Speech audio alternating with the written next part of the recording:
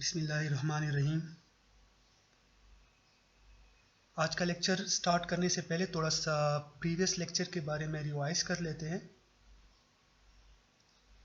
Last lecture में हमने standard forms of Boolean expressions के बारे में देखा था। हमने देखा था कि standard forms of Boolean expressions हमारे पास दो टाइप्स के होते हैं, सम ऑफ प्रोडक्ट्स फॉर्म या एसओपी, और जो सेकंड है that is product of sum form या पीओएस। फिर हमने एसओपी फॉर्म के बारे में ज़रा डिटेल से देखा था। हमें पता है कि एसओपी एक्सप्रेशन प्रोडक्ट टर्म्स या मिन टर्म्स से बनता है। अब प्रोडक्ट टर्म या मिन टर्म क्या चीज़ है? प्रोडक्ट टर्म या मिन टर्म वेरिएबल्स, खा वो वेरिएबल्स कंप्लीमेंटेड फॉर्म में हो या अनकम्प्लीमेंटेड फॉर्म में हो, उनकी मल्टीप्लिकेशन से बनता है। सो वेरिएबल्स, कंप्लीमेंटेड या अनकम्प्लीमेंटेड वेरिएबल्स की मल्टीप्लिकेशन से हमारे पास आ जाते हैं प्रोडक्ट टर्म्स, और फिर जब एक से ज़्यादा प्रोडक्ट टर्म्स को हम सम करते हैं तो उससे हमारे पास बन जाता है सम ऑफ प्रोडक्ट एक्सप्रेशन या एसओपी एक्सप्रेशन। फिर हमने देखा था एसओपी एक्सप्रेशन के बारे में कि एसओपी एक्सप्रेशन या कोई भी जनरल एक्सप्रेशन हो, उसकी एक डोमेन होती है, और डोमेन ऑफ एन एक्सप्रेशन के बारे में हमने पढ़ा था कि domain of an expression is the set of variables contained in that expression in either complemented और अनकम्प्लीमेंटेड फॉर्म। मतलब उस एक्सप्रेशन के अंदर जितनी भी हमारे पास वेरिएबल्स होते हैं वो सारे वेरिएबल्स मिलके उस एक्सप्रेशन की डोमेन बनाते हैं। फिर हमने स्टैंडर्ड एसओपी एक्सप्रेशन के बारे में ये पढ़ा था कि स्टैंडर्ड एसओपी एक्सप्रेशन वो एक्सप्रेशन कहलाई जाती है जिसके हर प्रोडक्ट टर्म या मिन टर्म के अंदर डोमेन का हर वेरिएबल मौजूद हो। अगर कोई ऐसी एसओपी एक्सप्रेशन है कि जिसके सारे मिन टर्म्स या प्रोडक्ट टर्म्स में डोमेन के सारे वेरिएबल्स मौजूद हो, तो ऐसी एक्सप्रेशन को हम कहेंगे स्टैंडर्ड एसओपी एक्सप्रेशन।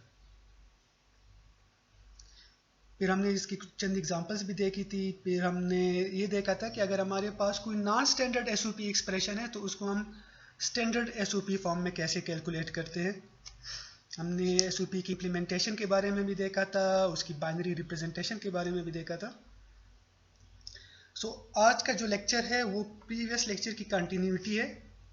आज हम प्रोडक्ट ऑफ सम एक्सप्रेशन या पीओएस एक्सप्रेशन के बारे में पढ़ेंगे।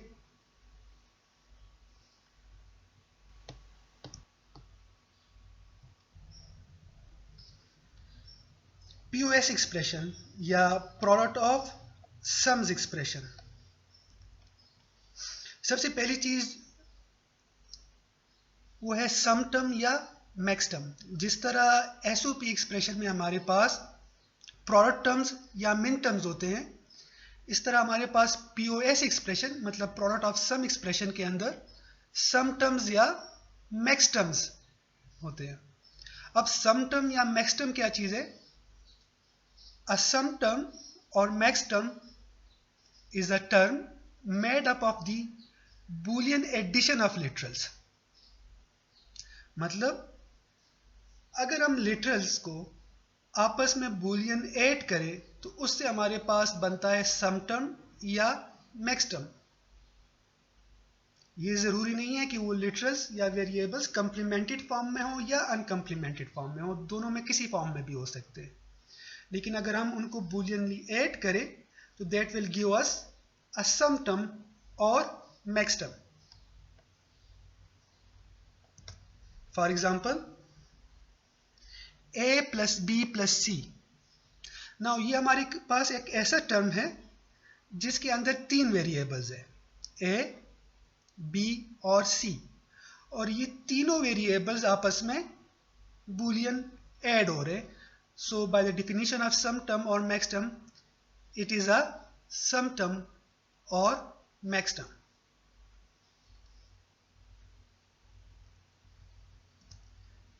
Similarly A prime plus B, ये भी एक सम टर्म है क्योंकि इसमें हमारे पास वेरिएबल्स आपस में बूलियन ऐड हो रहे हैं। सिमिलरली ए plus B prime plus C prime plus D, यहाँ पर 4 वेरिएबल्स है और ये चारों भी एड अप हो रहे हैं, so this is also a sum term और max term.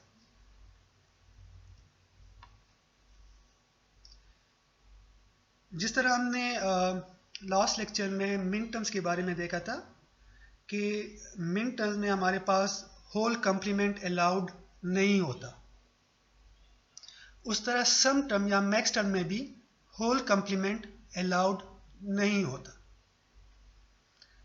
In a max term or sum term, a single over bar cannot extend over more than one variable. However, more than one variable in the term can have an over bar. इसका मतलब यही है कि सम term के अंदर whole complement allowed नहीं है। हाँ, एक टर्म के अंदर एक से ज्यादा वेरिएबल्स के ऊपर कंप्लीमेंट्स हो सकते हैं। अगर एक टर्म लेट सपोज 4 वेरिएबल से बना हुआ है तो उन 4 वेरिएबल्स में से एक के ऊपर भी कंप्लीमेंट हो सकता है, 2 के ऊपर भी कंप्लीमेंट्स हो सकते हैं, 3 के ऊपर भी कंप्लीमेंट्स हो सकते हैं और चारों के चारों वेरिएबल्स के ऊपर भी अलग अलग से कंप्लीमेंट्स हो सकते हैं। ये अलाउड है। अगर नहीं अलाउड तो क्या नहीं अलाउड? होल कंप्लीमेंट नहीं allowed.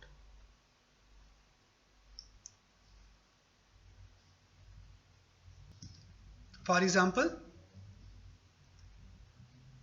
a plus b plus c whole complement.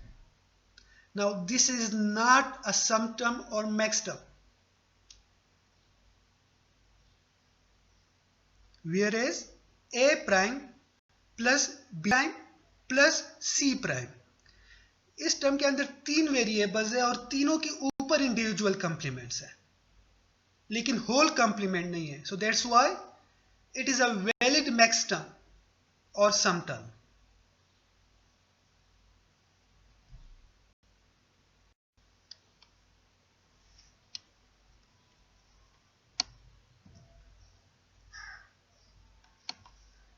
Okay, now what is a POS expression? Sum term का तो हमें पता चल गया कि सम टर्म क्या चीज है।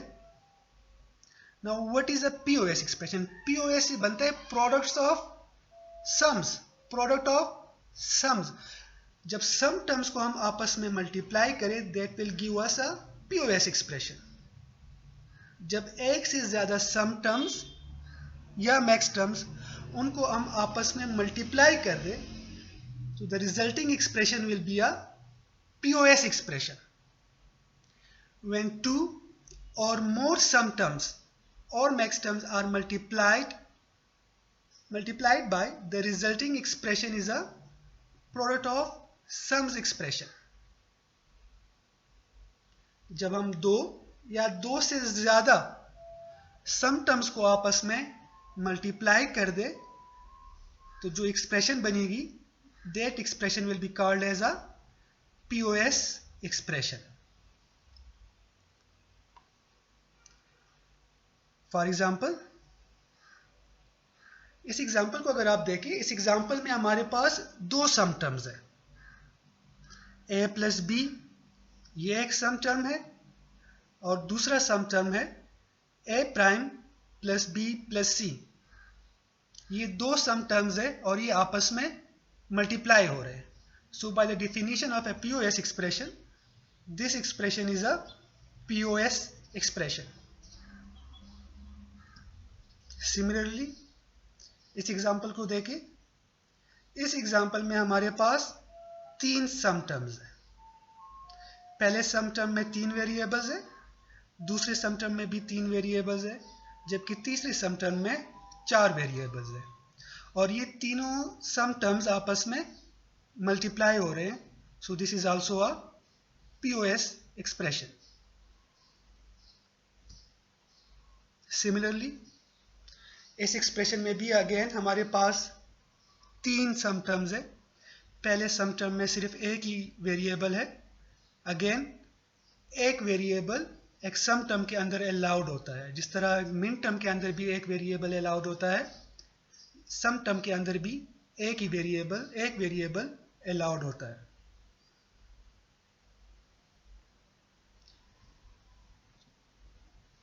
तो ये तीनों सम टर्म्स आपस में मल्टीप्लाई हो रहे हैं, so again it is a POS expression.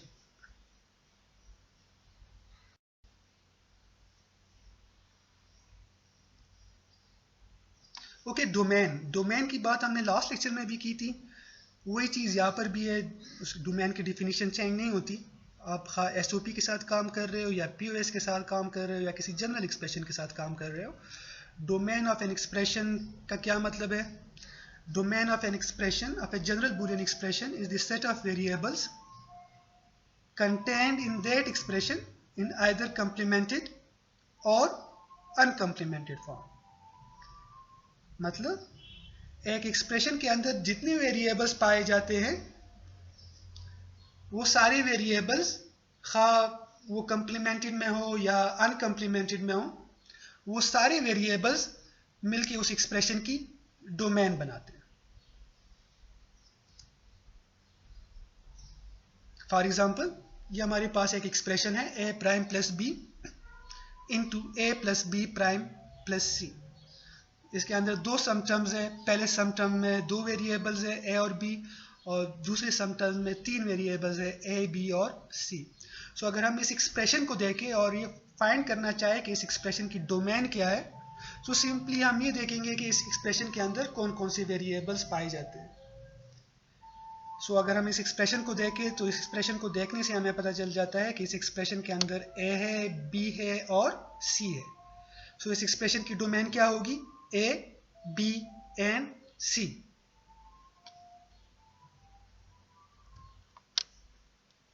Similarly अगर इस एक्सप्रेशन को देखें, इस एक्सप्रेशन की डोमेन क्या है? जो वेरिएबल्स इस एक्सप्रेशन के अंदर है वो सारे मिलके इसकी डोमेन बनाएंगे। सो इस एक्सप्रेशन के अंदर कौन कौन से वेरिएबल्स है? इसके अंदर a है, b है, c भी है, d भी है और e भी है। सो इसका मतलब ये है कि इस एक्सप्रेशन की डोमेन है a, b, c, d और e।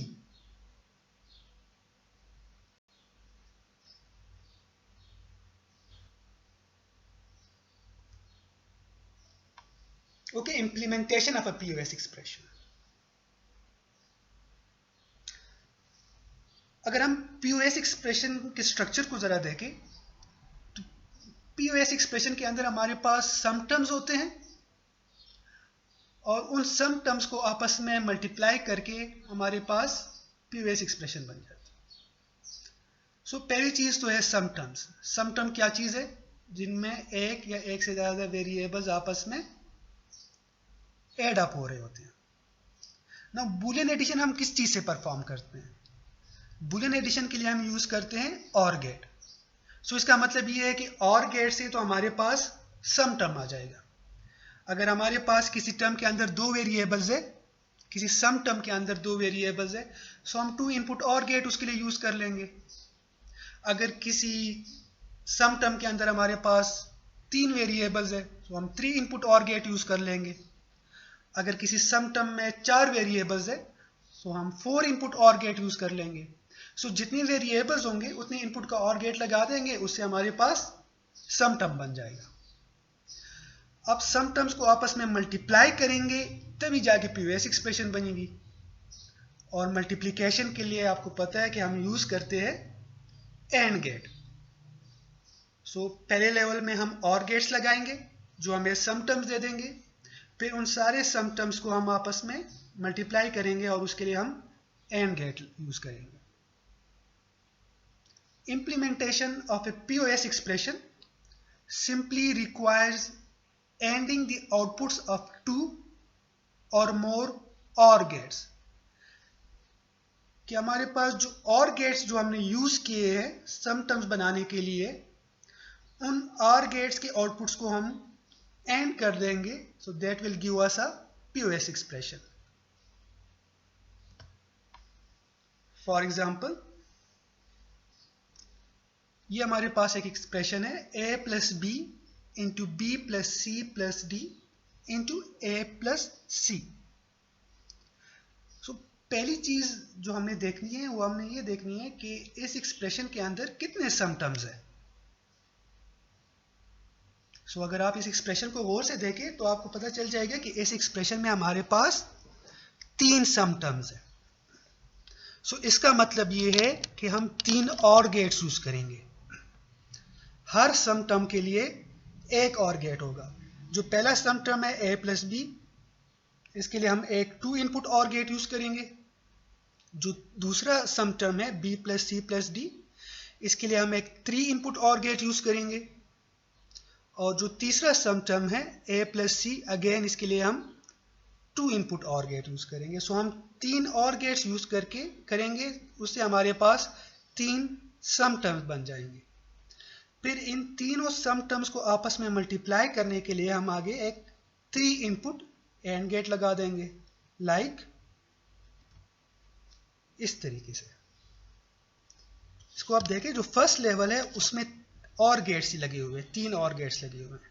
जो पहला और गेट है वो a और b को आपस में और कर रहा है, उसे हमें a प्लस बी मिल जाएगा.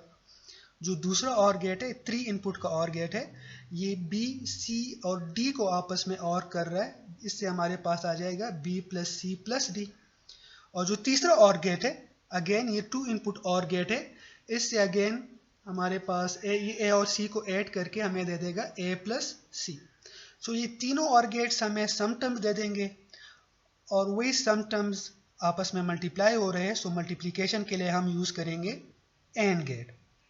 सो resultant expression will be a POS expression. So ये बात आपने हमेशा याद रखनी है कि जहां पर भी POS एक्सप्रेशन आएगा उसमें आप पहले लेवल में और गेट्स यूज करोगे और सेकंड लेवल में एक एंड गेट यूज करोगे. अनलाइक SOP में इससे अपोजिट था. अगर आपको SOP याद हो तो SOP में अगर आपको याद हो उसमें हमने पहले लेवल में एंड गेट्स यूज किए थे और सेकंड लेवल में हमने एक और गेट यूज किया था, क्योंकि that was sum of products. ये हमारे पास POS है, प्रोडक्ट ऑफ सम्स. पहले सम्स लेंगे, फिर उनको आपस में मल्टीप्लाई करके उनका प्रोडक्ट लेंगे, तो हमारे पास POS एक्सप्रेशन बन जाएगी.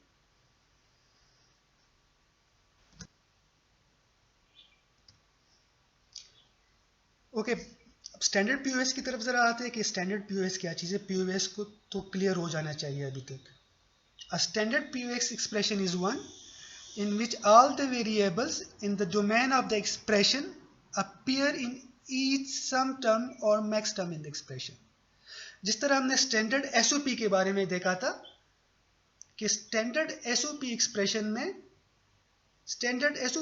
में जितने भी प्रोडक्ट टर्म्स होते हैं उन सारे प्रोडक्ट टर्म्स में डोमेन का हर वेरिएबल मौजूद होता है.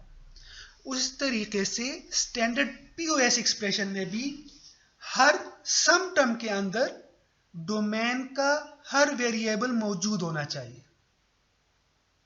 अगर हर वेरिएबल, डोमेन का हर वेरिएबल हर सम टर्म के अंदर मौजूद है तो इसका मतलब ये है कि ये हमारे पास एक स्टैंडर्ड POS एक्सप्रेशन है. और अगर ऐसा नहीं है, डोमेन का हर वेरिएबल हर स्टैंडर्ड टर्म के अंदर, हर सम टर्म के अंदर नहीं है, तो शायद वो POS एक्सप्रेशन तो हो लेकिन स्टैंडर्ड POS एक्सप्रेशन नहीं होगी. फॉर एग्जाम्पल, नाउ इस एक्सप्रेशन को आप देखें. सबसे पहले तो आप देखें कि इस एक्सप्रेशन की डोमेन क्या है, मतलब इस एक्सप्रेशन के अंदर कौन कौन से वेरिएबल्स मौजूद है.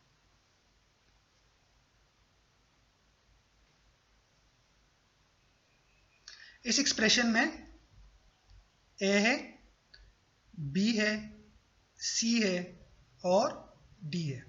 तो इसका मतलब ये है कि इस एक्सप्रेशन की डोमेन है A, B, C and D. अब हमने देखना है कि इसके अंदर जितने सम टर्म्स है, क्या उन सारे सम टर्म्स में ये 4 वेरिएबल्स हर सम टर्म में है कि नहीं. सो अगर हम पहले सम टर्म को देखें तो वहां पर A भी है, वहां पर B भी है, वहां पर C भी है और D भी है. तो ठीक हो गया। दूसरे सम टर्म को देखते हैं। दूसरे सम टर्म में भी ये चारों वेरिएबल्स हैं। तीसरे को देखते हैं, उसमें भी चारों वेरिएबल्स हैं, और चौथे में भी चारों वेरिएबल्स हैं। सो हम कह सकते हैं कि ये हमारे पास एक स्टैंडर्ड पीओएस एक्सप्रेशन है।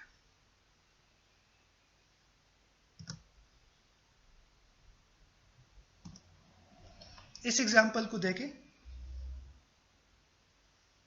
अगेन सबसे पहले तो हम ये देखेंगे कि इस एक्सप्रेशन की डोमेन क्या है, मतलब इस एक्सप्रेशन के अंदर कौन कौन से वेरिएबल्स पाए जाते हैं। सो इस एक्सप्रेशन की डोमेन है A, B, C and D. अब हम एक एक सम टर्म को उठा के चेक करेंगे कि क्या उनमें ये वेरिएबल्स मौजूद है कि नहीं है। पहला सम टर्म देखते हैं, उसमें ए है, बी भी है, सी भी है और डी भी है।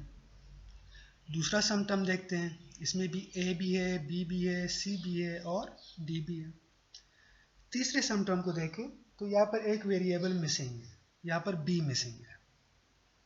तो इसका मतलब ये हुआ कि डोमेन का हर वेरिएबल हर सम टर्म के अंदर नहीं है इस एक्सप्रेशन में। सो ये हमारे पास एक पीओएस एक्सप्रेशन तो है। Bye the definition of a POS expression, this expression is a POS expression, लेकिन ये स्टैंडर्ड पीओएस नहीं है। स्टैंडर्ड पीओएस एक्सप्रेशन हम इस एक्सप्रेशन को नहीं कह सकते। उसकी रीजन ये है कि इस एक्सप्रेशन के हर सम टर्म के अंदर डोमेन का हर वेरिएबल नहीं मौजूद।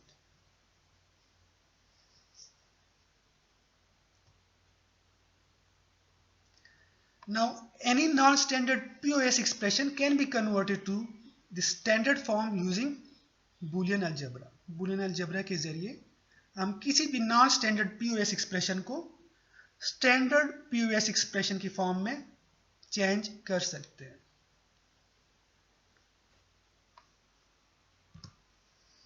Okay, conversion of non-standard POS to standard POS expression.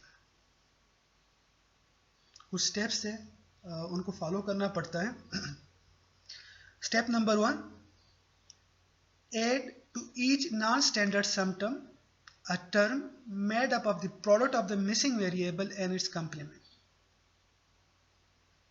जब हम रूल्स ऑफ बूलियन अलजेब्रा पढ़ रहे थे तो शायद आपको याद हो, रूल नंबर 8 हमने पढ़ा था a dot a prime is equal to 0। a dot a prime is equal to 0। अगर a 1 है तो 1 डॉट 0 इज इक्वल टू 0। अगर a 0 है तो 0 डॉट 1 इज इक्वल टू 0। सो अगर हम किसी भी चीज के साथ 0 ऐड करते हैं तो उसके रिजल्ट पे कोई इफेक्ट नहीं होता। आप किसी भी चीज के साथ 0 ऐड कर दे तो उसकी रिजल्ट पे इफेक्ट नहीं आएगा। तो इसका मतलब ये है कि हम 0 किसी भी चीज के साथ ऐड कर सकते हैं, या a डॉट a प्राइम या कोई भी वेरिएबल और उसकी कंप्लीमेंट का प्रोडक्ट हम किसी भी टर्म के साथ ऐड कर दे तो उसके ओवरऑल रिजल्ट पे कोई इफेक्ट नहीं पड़ेगा। सो पहले स्टेप का मतलब क्या है कि जो भी नॉन स्टैंडर्ड सम टर्म है, नॉन स्टैंडर्ड सम टर्म मतलब वो सम टर्म जिसमें डोमेन का कोई ना कोई वेरिएबल मिसिंग हो सकता है एक वेरिएबल मिसिंग हो सकता है 2 मिसिंग हो सकता है ज़्यादा मिसिंग हो, लेकिन जो भी हमारे पास नॉन स्टैंडर्ड सम टर्म है उस नॉन स्टैंडर्ड सम टर्म के साथ हमने ऐड करना है उसके मिसिंग वेरिएबल और उसके कंप्लीमेंट का प्रोडक्ट। लाइक फॉर एग्जांपल अगर ए वेरिएबल मिसिंग है उस सम टर्म में तो हमने उसके साथ ऐड करना है a dot a prime. Let suppose b missing है तो हमने उसके साथ ऐड करना है b dot b prime and so on. फिर स्टेप नंबर 2 में हमने रूल नंबर 12 अप्लाई करना है। रूल नंबर 12 हमें कहता है कि a plus B C is equal to a plus B into a plus C. और ये जो 2 स्टेप्स है ये हमने तब तक करते रहना है जब तक कि सारे सम टर्म्स स्टैंडर्ड फॉर्म में कन्वर्ट नहीं हो जाते। पहले स्टेप में हमने क्या करना है, जो भी वेरिएबल मिसिंग होगा वो वेरिएबल और उसके कंप्लीमेंट का प्रोडक्ट वो हमने सम टर्म के साथ ऐड करना है। फिर स्टेप नंबर 2 में हमने रूल नंबर 12 अप्लाई करना है, और ये 2 स्टेप्स हमने तब तक कंटिन्यू करते रहना है जब तक कि सारे सम टर्म्स स्टैंडर्ड फॉर्म में कन्वर्ट नहीं हो जाते। चलिए एग्जांपल्स देखते हैं, शायद उससे ज़्यादा क्लियर हो। फॉर एग्जाम्पल नाउ ये हमारे पास एक पीओएस एक्सप्रेशन है।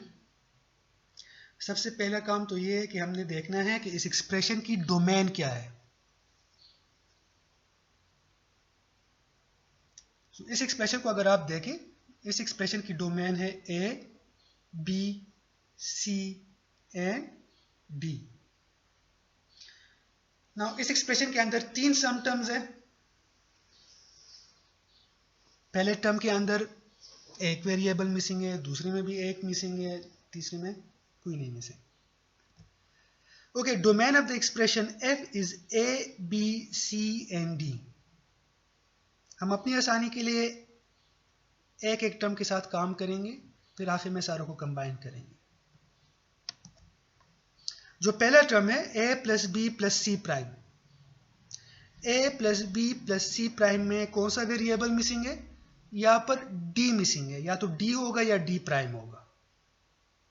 मतलब वेरिएबल एक मिसिंग है डी, जो कि डी के फॉर्म में भी हो सकता है और डी प्राइम के फॉर्म में भी हो सकता है। सो हम क्या करेंगे, हम इस टर्म के साथ ऐड करेंगे डी इंटू डी प्राइम। जो वेरिएबल मिसिंग होगा वो वेरिएबल और उसके कंप्लीमेंट का प्रोडक्ट ऐड किया जाता है। सो यहाँ पर डी मिसिंग है, सो हम डी इंटू डी प्राइम इसके साथ ऐड करके इसके ऊपर हम रूल नंबर 12 अप्लाई करेंगे। सो हमारे पास क्या आएगा, A plus B plus C prime से बन जाएगा A plus B plus C prime plus D into D prime. और इसके ऊपर जब हम रूल नंबर 12 अप्लाई करेंगे तो इससे हमारे पास 2 टर्म्स आ जाएंगे, ए plus B plus C prime plus D into A plus B plus C prime plus D prime.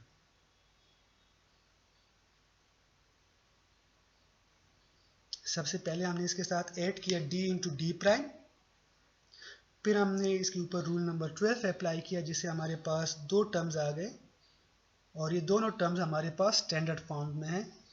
इसमें हमारे पास डोमेन के सारे वेरिएबल्स मौजूद हैं। फिर हम सेकंड टर्म की तरफ जाएंगे। सेकंड टर्म है B prime plus C plus D. इसमें भी एक वेरिएबल मिसिंग है, वो है या तो ए होगा या ए प्राइम होगा। सो हम इसके साथ ऐड कर देते हैं ए इंटू ए प्राइम और फिर रूल नंबर 12 अप्लाई करेंगे।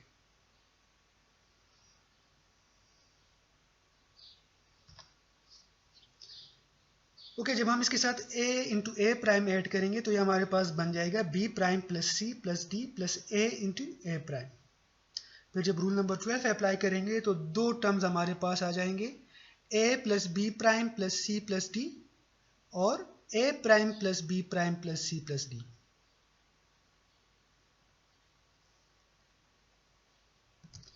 जो तीसरा टर्म है वो तो ऑलरेडी स्टैंडर्ड फॉर्म में है, क्योंकि इसमें डोमेन के सारे वेरिएबल्स मौजूद है। डोमेन में 4 वेरिएबल्स है, ए बी सी डी, और इस टर्म के अंदर भी यही चारों वेरिएबल्स है। सो अब हम क्या करेंगे कि इन सारे टर्म्स को एक साथ लिख देंगे। So that will give us a standard POS expression.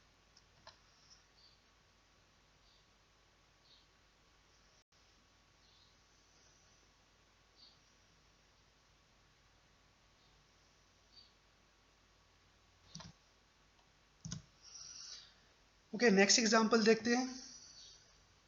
f is equal to w plus Y into X plus G prime. Again step number 1 क्या है? स्टेप नंबर 1 ये है कि हमने देखना है कि डोमेन के अंदर कितने वेरिएबल्स हैं। सो इस एक्सप्रेशन के डोमेन के अंदर कितने वेरिएबल्स हैं और कौन कौन से वेरिएबल्स हैं। सो इस एक्सप्रेशन के डोमेन में हमारे पास 4 वेरिएबल्स है और वो है w, x, y और z। डोमेन के अंदर 4 वेरिएबल्स है, w, x, y and z। Now एक एक टर्म को उठा के चेक करते हैं कि क्या वो स्टैंडर्ड फॉर्म में है कि नहीं है, और अगर स्टैंडर्ड फॉर्म में नहीं है तो उसको कैसे हम स्टैंडर्ड फॉर्म में लेके आए। कि पहला टर्म w प्लस वाई, इसके अंदर दो वेरिएबल्स मिसिंग है, x या x प्राइम मिसिंग है और इसके अलावा z या z प्राइम मिसिंग है।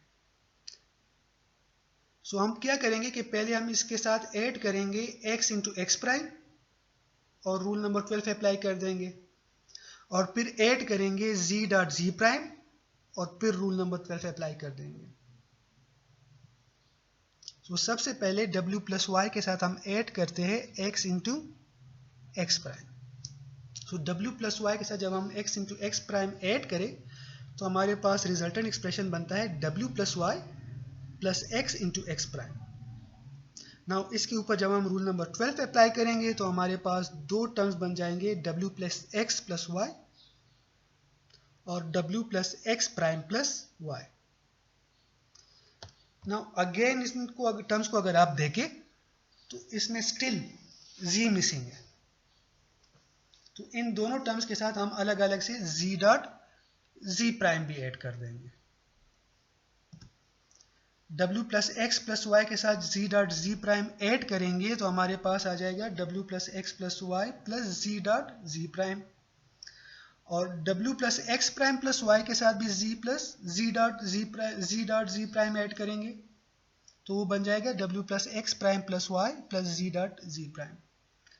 दोनों के ऊपर अलग अलग से रूल नंबर 12 अप्लाई करेंगे तो हमारे पास चार टर्म्स आ जाएंगे और ये चारों टर्म्स स्टैंडर्ड फॉर्म में।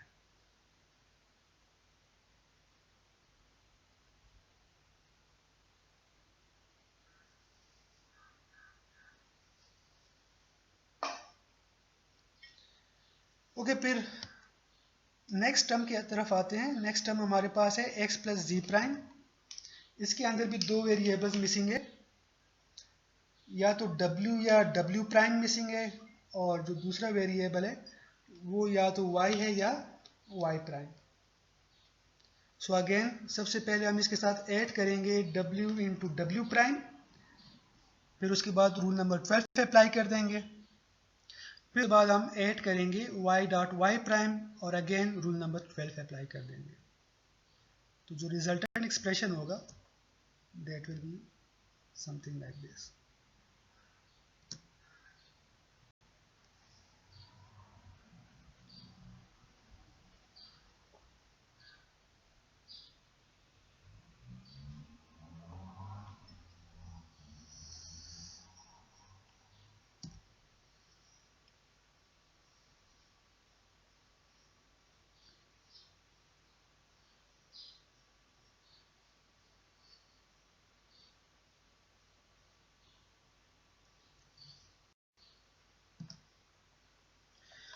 Okay, binary representation of a POS expression. A standard sum term is equal to 0 for only one combination of variable values. Last lecture में हमने प्रोडक्ट टर्म्स के बारे में कहा था कि जो प्रोडक्ट टर्म होता है वो सिर्फ एक कम्बिनेशन के लिए 1 की इक्वल होता है और उसके अलावा बाकी सारी कम्बिनेशंस के लिए वो 0 की इक्वल होता है। सम टर्म उसके अपोजिट है। सम टर्म सिर्फ एक कम्बिनेशन के लिए 0 की इक्वल होता है और उसके अलावा बाकी जितनी भी कम्बिनेशंस होती है उन सारों के लिए वो 1 आंसर देता है। लाइक फॉर एग्जांपल, अगर हमारे पास एक सम टर्म के अंदर 3 वेरिएबल्स है तो इसका मतलब ये है कि टोटल 8 कम्बिनेशन ऑफ इनपुट हम उसको फीड कर सकते हैं। या तो हम उसको 0 0 0 देंगे या 0 0 1 देंगे या 0 1 0 and so on till 1 1 1। So sum term in 8 में से अगर 3 वेरिएबल का सम टर्म है, सो इन 8 कम्बिनेशन में से सिर्फ एक कम्बिनेशन ऐसी होगी जिसके लिए वो 0 आंसर करेगा और उसके अलावा बाकी जितनी भी कम्बिनेशन है उन सारों के लिए वो 1 आउटपुट पे देगा। फॉर एग्जाम्पल, हमारे पास लेट सपोज ये एक टर्म है a plus B prime plus c plus D prime. Now ये 0 की इक्वल कब होगा? ये 0 की इक्वल होगा जब a की वैल्यू 0 हो, b की वैल्यू 1 हो, c की वैल्यू 0 हो और d की वैल्यू 1 हो। जब a 0, b 1, c 0 और d 1 हो तो ये उस केस में हमें 0 आउटपुट करेगा, मतलब 0 1 0 1 के केस में ये हमें आउटपुट पे 0 देगा।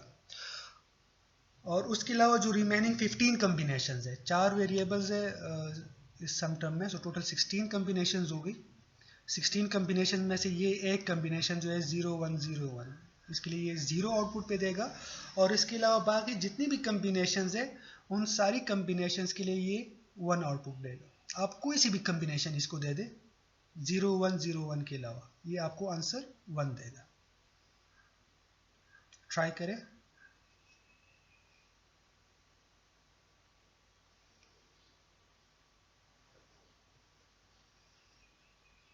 ओके, पीओएस एक्सप्रेशन की तरफ आते हैं कि वो कब 0 की इक्वल होगा या कब 1 की इक्वल होगा। POS again, POS product of sums, क्या चीज है? सम टर्म्स को आपस में मल्टीप्लाई किया जाता है, और मल्टीप्लिकेशन में हमें पता है कि अगर कोई एक वेरिएबल भी 0 हो तो सारा कुछ 0 हो जाएगा, बेशक बाकी सारे 1 क्यों ना हो। अगर एक टर्म भी 0 है, क्योंकि सारे आपस में मल्टीप्लाई हो रहे हैं, लेट सपोज 5 टर्म्स है एक एक्सप्रेशन के अंदर, इन 5 टर्म्स में लेट सपोज 4 टर्म्स जो है ना वो 1 आउटपुट दे रहे हैं, लेकिन सिर्फ एक टर्म 0 आउटपुट दे रहा है, क्योंकि ये सारे मल्टीप्लाई हो रहे हैं, सम टर्म्स आपस में मल्टीप्लाई हो रहे हैं, तो सारा कुछ 0 हो जाएगा। सो इसका मतलब ये है कि a standard POS expression is equal to 0 only if one or more of the sum terms in the expression is equal to 0। एक POS एक्सप्रेशन 0 की इक्वल होगी अगर उसके अंदर कोई एक सम टर्म भी 0 हो। अगर कोई एक सम टर्म भी 0 की इक्वल आ जाए तो पूरी की पूरी POS एक्सप्रेशन 0 बन जाएगी।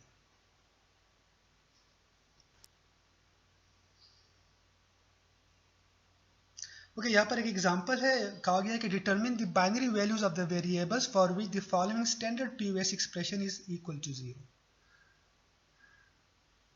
हमें कहा गया है कि वो बाइनरी वैल्यूज फाइंड करे कि जिसके लिए ये POS एक्सप्रेशन 0 आंसर देगा। नाउ ये कोई भी POS एक्सप्रेशन 0 की इक्वल तब होता है जब उसके अंदर कोई सम टर्म 0 होता है। सो इस POS एक्सप्रेशन के अंदर 3 सम टर्म्स है। सो हम देखेंगे कि जो पहला सम टर्म है वो 0 की इक्वल कब होगा, जो दूसरा सम टर्म है वो 0 की इक्वल कब होगा, और जो तीसरा सम टर्म है वो कब 0 की इक्वल होगा। सो जिन वैल्यूज के लिए पहला सम टर्म 0 की इक्वल होगा, इसका मतलब ये है कि उन वैल्यूज के लिए पूरा POS एक्सप्रेशन 0 होगा। जिन वैल्यूज के लिए दूसरा सम टर्म 0 होगा, इसका मतलब ये है कि इन वैल्यूज के लिए पूरा POS एक्सप्रेशन भी 0 होगा। एंड सिमिलरली जिन वैल्यूज के लिए तीसरा सम टर्म 0 है, इसका मतलब ये है कि इन वैल्यूज के लिए अगेन पूरा एक्सप्रेशन 0 होगा। तो जो पहला टर्म है a plus B plus C plus D 0 की इक्वल होगा अगर a 0 हो, b 0 हो, c 0 हो और d 0 हो। सो इसका मतलब ये है कि इस एक्सप्रेशन को जब हम इनपुट पे 0 0 0 0 देंगे तो पहला सम टर्म 0 हो जाएगा, बाकी दो टर्म बेशक 1 रहे, लेकिन एक टर्म 0 हो गया, सो बाकियों को भी 0 कर देगा क्योंकि आपस में सारे मल्टीप्लाई हो रहे हैं। सो एक तो हमारे पास ये कॉम्बिनेशन आ गई, कौन सी? 0 0 0 0, जिसके लिए ये वाली POS एक्सप्रेशन 0 हो जाती है। दूसरा टर्म कब 0 की इक्वल होगा? दूसरा टर्म है a plus B prime plus C prime plus D. ये टर्म 0 की इक्वल होगा अगर a 0 हो, b 1 हो, c 1 हो और d 0 हो।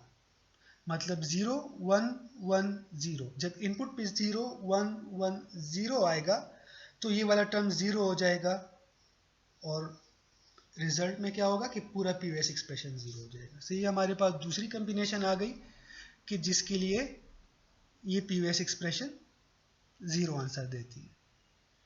तीसरा टर्म क्या है? तीसरा टर्म है a prime plus B prime plus C prime plus D prime. ये वाला टर्म 0 की इक्वल कब होगा? ये टर्म 0 की इक्वल होगा जब a की वैल्यू 1 हो, b भी 1 हो, c भी 1 हो और d भी 1 हो।